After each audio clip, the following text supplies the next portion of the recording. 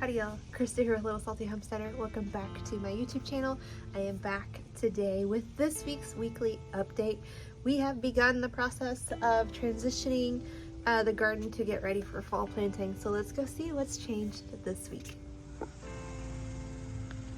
All right, and perhaps the biggest change within the garden recently is here in what is the tomato patch, although as you can see there are no tomatoes currently in it. Last week, if you saw last week's update, you saw that the determinate tomatoes were already taken out, as were most of the slicers. But you can see that I went ahead and I removed the rest of them as well, including all of the cherry tomatoes in that front bed of the tomato patch. The reason that I went ahead and took them out, even though I could probably keep them alive until fall again, was because the spider mites had really taken a toll on the plants. So by the time I would have pruned them down to healthy growth, they would have had like 3 leaves left. So I made the decision to just go ahead and get rid of them, go ahead and start working on trying to get these spaces amended, adding compost, fertilizer, all of those things, so that whenever the fall plants are ready to be transplanted or direct sown, I have the spaces ready to go. Now, even with all of the tomato plants gone, you can see that there is still quite a bit of life left in here. So let's check out what we have happening. All right, so this back bed houses the cayenne family of peppers and then my super hots. So I have a habanero here. We've harvested several. I made some roasted habanero salsa the other day. That was actually quite lovely. But what we have right here is a Carolina Reaper plant, and we have a Reaper finally starting to ripen, and the plant itself has a good 30 more peppers on it. As you can see there, there's the underside of one of the branches, and then we have maybe I can get to it, another branch here, and then another branch here, and a second Reaper starting to ripen there. Now, what in the world am I going to do with 700 million Carolina Reaper peppers? I have no idea. My husband is the only one that eats them. So maybe I can get brave enough to attempt like a vinegar-based hot sauce, but I'm not 100% sure yet. And yeah, so if you guys have any ideas on preservation and utilization of these hot son of a guns, please let me know. Habaneros, we're good with the salsa. It's been very good. I do have enough in there. I could probably make a vinegar-based hot sauce for tacos and stuff, but I haven't done it yet.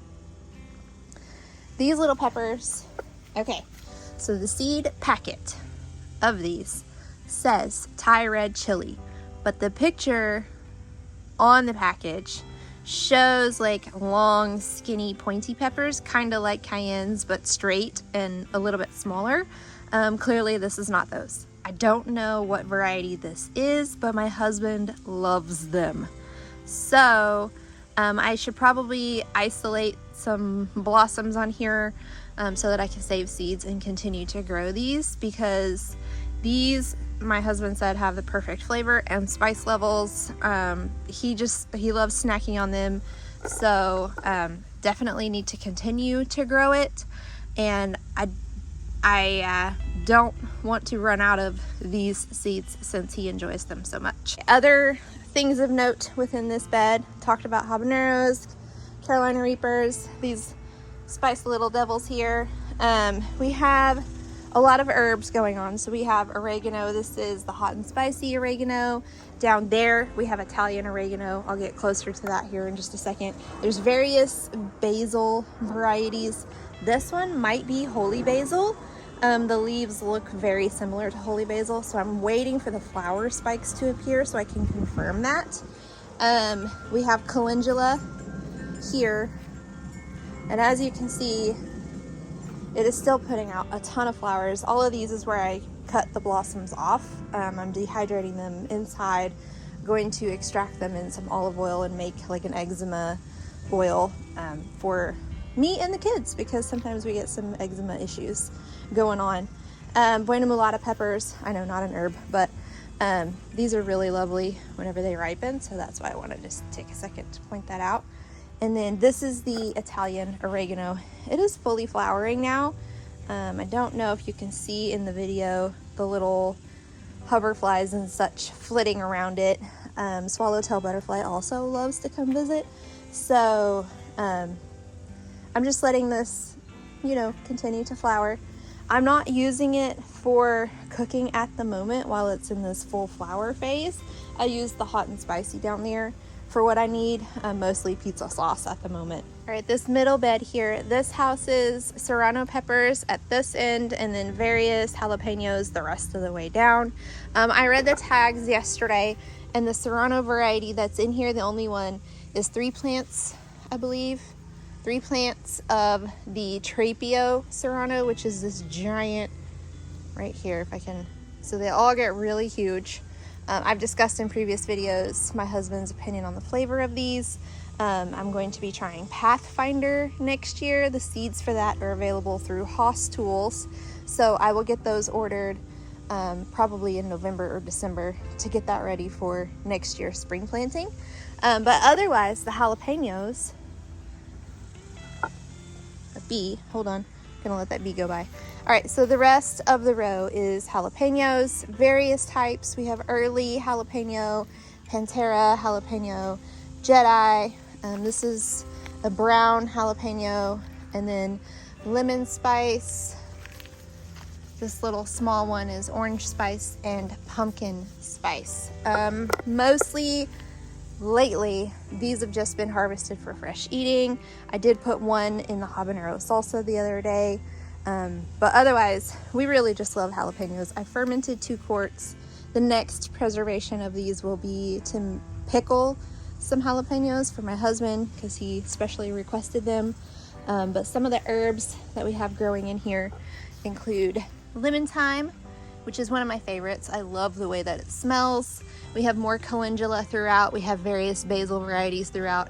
There is parsley growing down there at that end. And then of course we have blue borage right here. And I believe this is one that I transplanted in from a volunteer that was just growing in the ground right over here. So a lot of basil, of course, already mentioned. Marigolds, of course, calendula, of course. Typically by now the calendula has started to fizzle out and die off, but most of it is still hanging on pretty well. You can see how large and lush that one is. So I'm just enjoying it while I have it. Supposedly it is a deterrent for hornworms.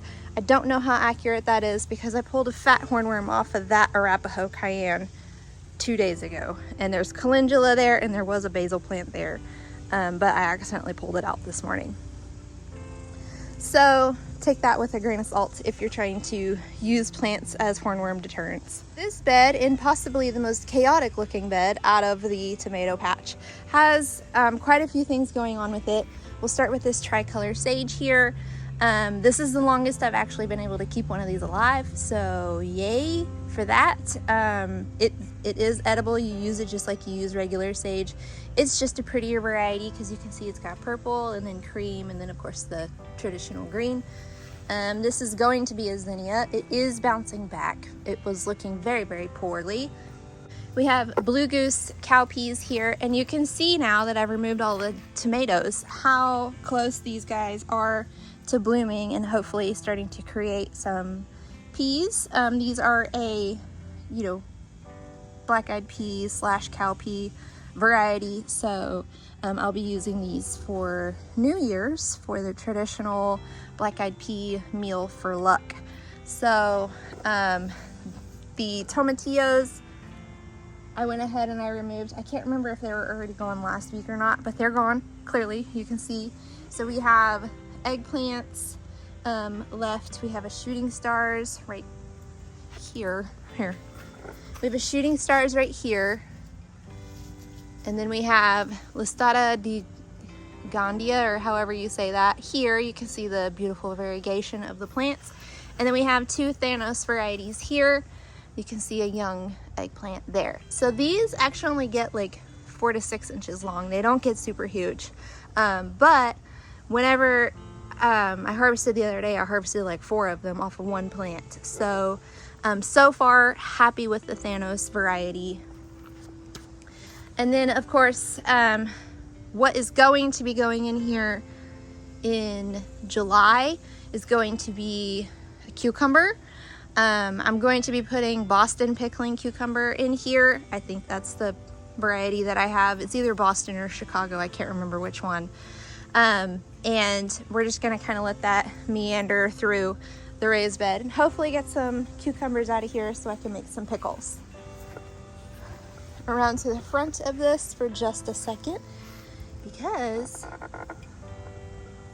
swallowtail caterpillars are doing really well. There was 2 on this plant literally an hour ago. Let's see if I can find the other one. Sometimes they like to hide a little bit. Hopefully, oh, there it is. All right, so we have swallowtail caterpillar on the dill over here.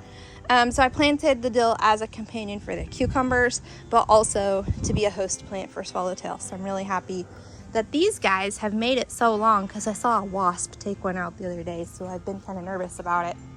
But overall, this section actually looks a lot better. Sadly, since I took the tomatoes out of the tomato patch, it was very out of control. It had a big spider mite problem, all of those different things that happen whenever you aren't able to keep up with the maintenance on your tomatoes. June was a big travel month for me, and very, very busy. So I wasn't here to do the maintenance that needed to be done to keep the tomatoes healthy. So went ahead, removed them all, gonna reset spaces where I can to get ready for fall and winter. Here, this is my current favorite section of the garden. This is going to be the section that really tolerates the summer heat well. The hotter it gets, the more prolific some of these plants become, and the faster they'll grow and the more food will get coming out of these beds. Now, a couple of noticeable differences from last week. The green zebra zucchini that was right here, squash bugs wiped it out completely.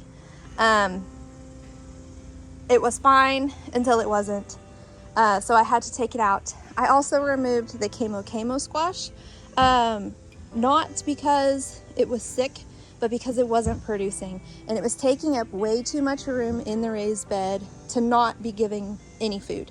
So I went ahead and I pulled it out, and that gave these cowpeas quite a bit of room to be able to start putting on some growth. The basil really spread out. The peppers kind of took off a bit. So I'm glad that I did it, because apparently it was kind of impeding on the growth of some of these other plants. Maybe I'll try to grow it again at another time if I ever have like an in-ground space where it can really just take off and sprawl. But I don't think it's going to be a great raised bed variety, at least for me. Now I may change my mind because I like to do that. But at the moment, I'm not going to grow it again in raised beds. All right, so let's talk about some of the cool stuff that is going on and stop focusing on the stuff that I had to take out, because that's always kind of sad. So bell peppers. Okay, so this morning I actually came through and I did a heavy pruning on the basil because it was out of control and it was sort of impeding, or it was sort of encroaching on the space of my bell peppers. So after I started pruning, I realized that this plant has several bell peppers on it, which is really cool. So there's 3 there, 1 here, 1 here, here, here. So what is that? 8 peppers just at a quick glance across 3 plants. So that's pretty good. Bell peppers, for the most part, we just use for fresh eating. I will grill them up to serve with tacos. I'll put them into stir fries. I'll add them to soups and things. I don't really worry about preserving bell peppers because there's so many easy ways to use them fresh. Now on to the poblano peppers. I am actually growing these for preservation purposes. My hope for these is to be able to dehydrate them and use them for chili powder. We go through a ton of chili powder here because we really love tacos, and a lot of other things that really use a lot of chili powder. So this plant does have a few on it. It has 1, 2, 3, 4 at first glance. The plants are not doing super great. I did cut off quite a few dead leaves and icky looking branches and stuff, which has helped. There is a bit of new growth happening. And I did fertilize on Monday with liquid fertilizer, but I also need to come add in some compost or some of my Fox Farm soil or something, get some more nutrients on these plants because they're looking a little sad. Not super horrible, but they could definitely be looking better. All right, over here we have partial eclipse squash with squash bugs on it. Did you see them just dart off and run? So I need to come out here with an insecticidal soap later and just get this whole thing sprayed down. That is the first time that I'm noticing those. So, oh, there's a wasp going in there. Maybe he's gonna handle some pests for me. I don't know. But the shadow, the sun is casting the shadow on the leaf. So if you can see that, there's squash bug eggs on the back of this leaf right here. So some people will take like a culinary torch and just burn those until they burst. Me, I'll just remove that part of the leaf, tie it up in a bag and throw it in the garbage. I don't want to like burn my plant basically, but tearing off a portion of the leaf isn't gonna be super detrimental to the overall health of the plant. If I didn't mention, the black-eyed peas that are in this bed are pink-eye purple hull cow peas, excuse me. We really like the flavor of these. They're an incredibly prolific producer. So these are going to be about a week behind the blue goose ones in the tomato patch, but these will also be dehydrated and used for New Year's. Growing our own luck over here. The back has several okra plants. I think they've even grown quite substantially since last week. You can see we have several blooming there. There's one there. And then there are a couple of pods that I saw that are ready to harvest. There's a white velvet there that's ready. Maybe that's it in this bed. I know there's some in the other bed, but like I said, okra is one of those things that is incredibly heat tolerant. It thrives in the heat. The hotter it is, the better it's going to produce. So we'll start harvesting lots and lots of okra off of here very, very shortly. One of the most exciting parts of this bed, this was the plant that I pointed out last week that had all of the different swallowtail caterpillars on it. Logan and I were out here like an hour ago and we counted 7 on this plant. So there's one, there's one, there's one, there's one, there's one, there's one, there's another one somewhere around here. So many swallowtail caterpillars. Hopefully they make it all the way to the butterfly stage. They're gonna gobble this dill down. They're gonna make a good dent in the plant. It's okay, the dill was literally planted here for them, so I am happy to share the seeds. Some of them will fall into the bed and be volunteer dill next year. Some of them I'll try to harvest and save to be able to continue to grow dill without having to buy seeds. But again, very happy to share the plant with the swallowtail caterpillars. All right, so we have a zinnia in here. This is the Scarlet Veneries Giant. The first blooms are always a little bit small, plus it is kind of bouncing back from being left in the seedling tray for too long. It'll continue to grow and look healthier and healthier. I put this in here to lure in some pollinators to help pollinate the melon and eventually the pumpkin that's going to be planted along here. We do have one baby Hamey melon right there. And I'm not seeing like a whole ton of female blooms at the moment. Like I said the other day, I did fertilize with some liquid fertilizer, so hopefully we get some more female blooms happening. But the plant is actually starting to grow quite a bit, so we'll have some fall melons, I'm thinking. The Thai green noodle bean, I finally got it wrapped around the top there. It was kind of hanging down and dangling quite a bit, so that is completely wrapped. I don't know if it's going to continue growing or not, or if that's its maximum length, but we do have lots of new little baby beans happening. all the way up. So I have a harvest in the fridge that needs to be cooked actually. So this is a pretty regular producer. It's excellent for stir fries. Probably just about the only use for it is a stir fry use because of the texture of the bean, but it is great used that way.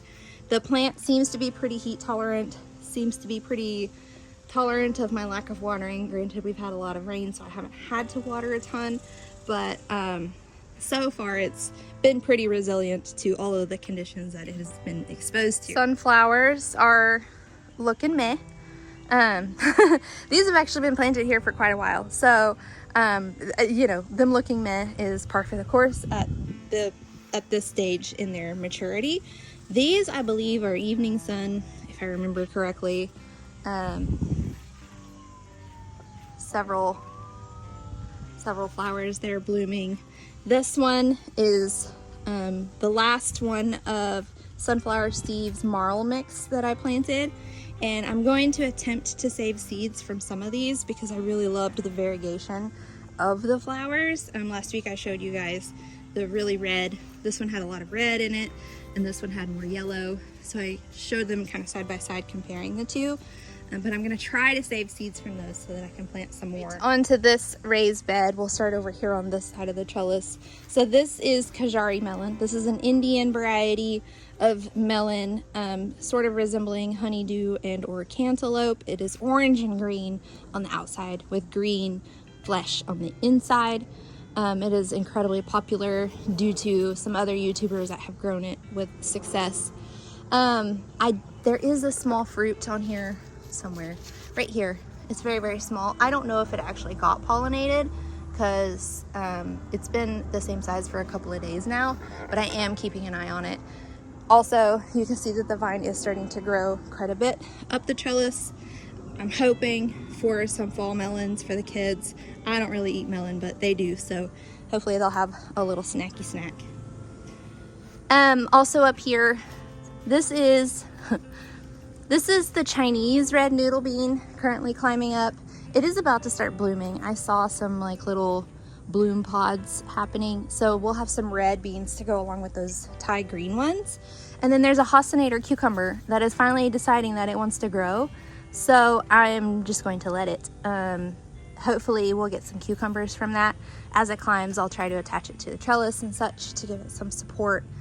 But the Malabar spinach that I planted on both sides hasn't really done much. I've planted it multiple times, as you can see by all the seedlings there, and it just doesn't want to seem to do anything. So I'm sure the soil needs some amendments due to an earlier nitrogen lock in the soil from some compost that wasn't broken down all the way.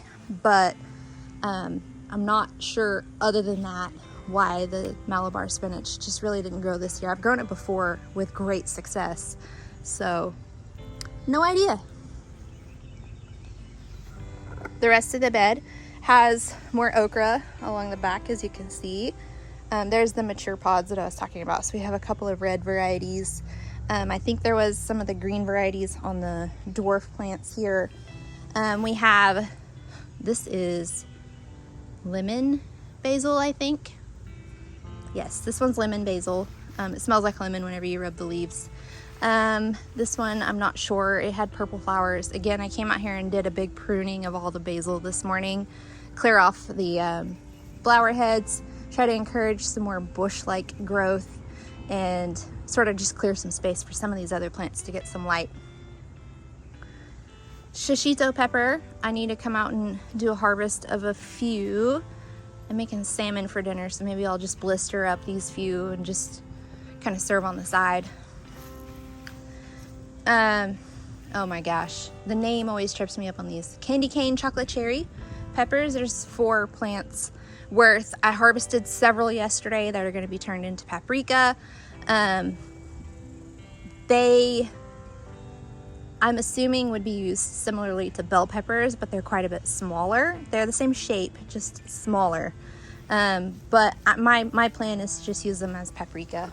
All right, the lone squash plant left over here in the okra patch is this green zebra zucchini. It is still flowering and stuff, it slowed down on the female flowers, but I just fertilized, so hopefully that triggers some growth. I'm also going to come out here and apply some coffee grounds to this soil to try to get a shot of nitrogen out here.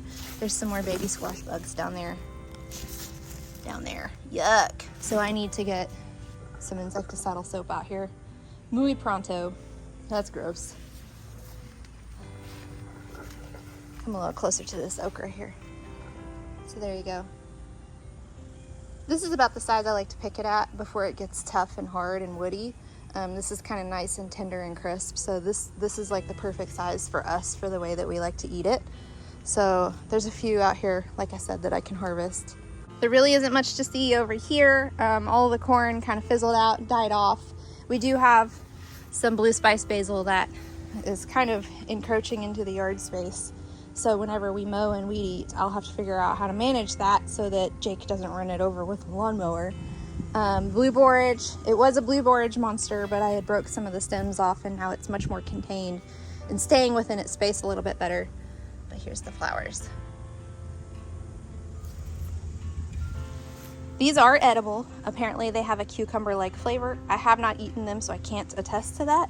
I grow them as like a caterpillar worm deterrent, and because they're pretty, you don't see very many blue flowers in nature, so I like having them here. On to the sunflower patch. So if this is your first weekly update video, welcome to my channel. Hi, I'm glad you're here. I planted garlic in here at the end of October last year, grew it until May of this year, harvested it all. Then I planted a round of sunflower seeds all the way through. Every single one of them that germinated got chowed down by roly-polies and slugs. So I waited a little bit, and then I planted some more sunflower seeds, and most of them germinated. So we'll have sunflowers in every section, hopefully, that come to fruition and bloom, and we have beautiful flowers and stuff. The variety in that quad, which I believe was the mammoth, did not germinate at all. That's totally okay. I was a little worried about growing those. All of these, you can see lots of little baby sunflowers here. Over here, neither of these germinated, but these two did. So again, we'll have some flowers. And then over here, this one did not germinate. And this one I received seeds for in a seed swap, and the seeds were very old. It was kind of like a bonus gift for swapping. So I'm not surprised that those did not germinate, but the rest of them did. So very exciting. There's all different colors of sunflowers planted through here, different heights, different petal types. So it will be very beautiful whenever it does start blooming. And now that they've all germinated, they'll grow pretty quickly. Right, the flower bed space. There have been a couple of changes. Not very many, but there have been a couple of changes in here. About a month ago, I cut back all of the salvia. You can see it came back. I need to cut it back again and dig it out so that it doesn't continue to grow. It gets very wild and unruly, and it takes up a ton of space. And this isn't a super wide flower bed, so I don't want it in here. I'd rather devote the space to different colored flowers. I'm gonna get some other perennials in here that won't be quite so humongous and wild and out of control.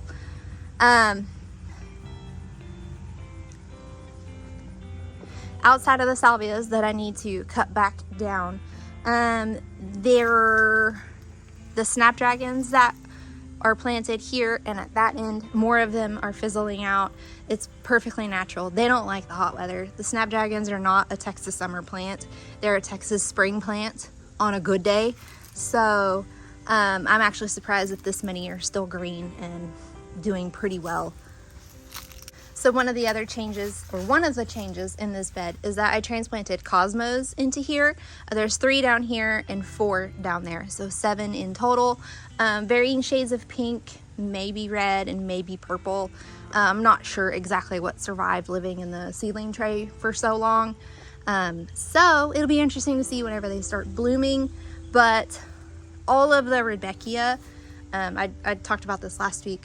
all of the different Rudbeckia plants. All of them are now in bloom. I believe this one might be a Cherokee Sunset and not a Sahara, and if so, this is the first Cherokee Sunset that I've had bloom. All of the remainders are all Sahara. You can see though they're very similarly colored. Just this one has like a larger eye closer to the middle, so and this one kind of is more muted and kind of ombres out. So so yes, all of the Rudbeckia is now in bloom, which is really exciting. We have some Gaillardia in bloom. I believe this might be Goblin, judging by the colors in the petal shape. I have some more down there that is also blooming that we'll take a look at here in just a minute.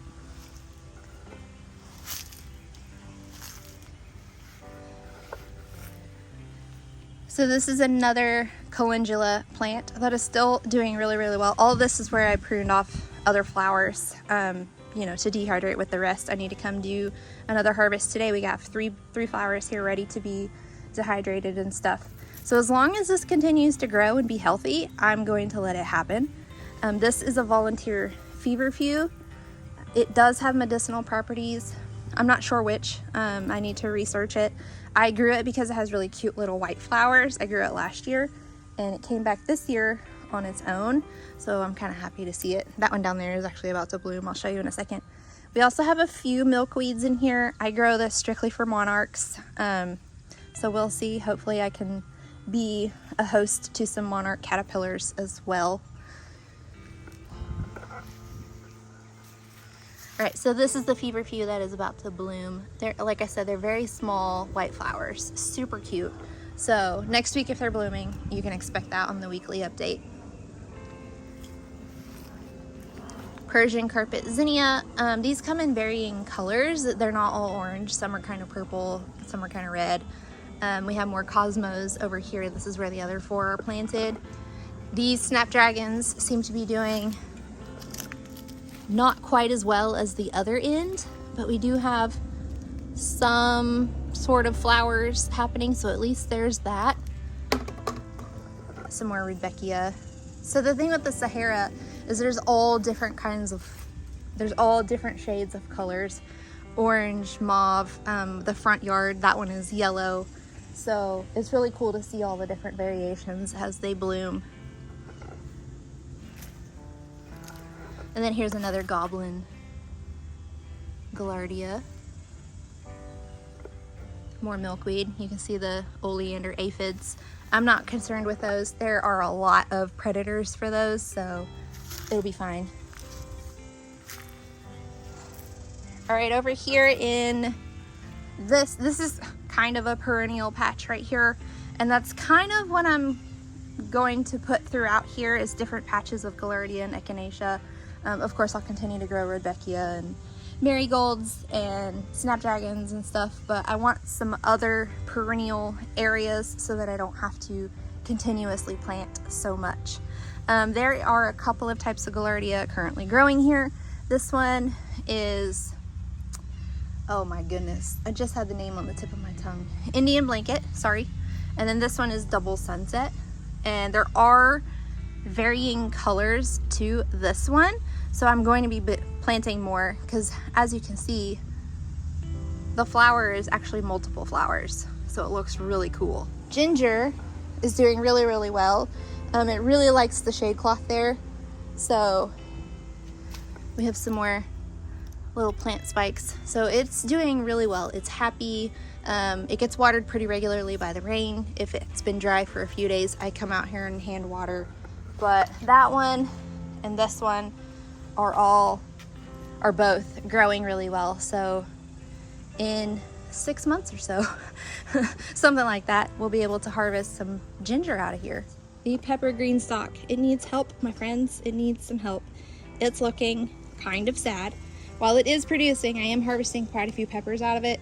I need to come through and top off the pockets with soil. You can see how after rain and stuff kind of moved soil around, there's some exposed roots with it. I think is contributing to plants being a little bit sad, and that's happening all the way down. If I top off all the pockets, that will give the plants a nutrient boost and protect those roots from weather and the super hot July and August temperatures. So that's on my to-do list to take care of this weekend. I do have fox farm soil that I'll just add to the top of these, no big deal. Aside from that issue, which is something that I face every year whenever I'm growing peppers in the green stalk, things are mostly doing okay. The marigolds look really good. I took out nasturtiums last week, but they're trying to grow back. I'm gonna replace them with some basil varieties. Basil is also going up here. We have one dwarf tomato left. This is the Mali Rose. The bottom has a few eggplants. They're not doing so great. I'm thinking the soil addition will help. I will also get some coffee grounds in here, get these plants some nitrogen boost. So hopefully on next week's weekly update, these plants are looking a little bit better. All right, the strawberries, they're really struggling with the heat a bit. You can see there's a lot of brown leaves and stuff I need to come out, prune off, get rid of, so the plants can focus their energy on the healthy leaves instead. I need to get some, I did fertilize this on Monday, but I also think a bit of soil will help the situation. A little bit more water will probably help. I am hand watering with a watering can. I just dump it all in here and let it run down. But I think maybe focusing in the individual pockets might be helpful as well. Now, I did not fertilize this on Monday. I ran out of fertilizer. So what I'm going to do is I'm going to add some coffee grounds in here and water them in, kind of, they're used coffee grounds, not brand new ones. Water them in and such. Hopefully these plants get a bit of a nitrogen boost and start looking a little bit better. Plus the water will help the plants overall as well. In the summer, container plants especially get really thirsty as it depletes the water much faster than in-ground or raised beds. The herb green stalk is mostly looking pretty good. It's doing a lot better than it was a few weeks ago. I need to come out here and get rid of some of the icky growth from the mint. Even though it looks really terrible, I'm not concerned about it. It's gonna come back just fine. It's really hard to kill mint, trust me. So yeah, that'll come back. We have anise hyssop up here flowering, super cute. Ornamental oregano is still flowering. There was a praying mantis in there. I don't know if there still is. I try not to bother, you know, any of the insects and stuff unless I don't want them in here. This is calendula. This is the Racina variety. This is the variety that has the most beneficial, you know, as in quantity, the most beneficial compounds in it for eczema. The other ones will work. They're just not quite as effective as this one.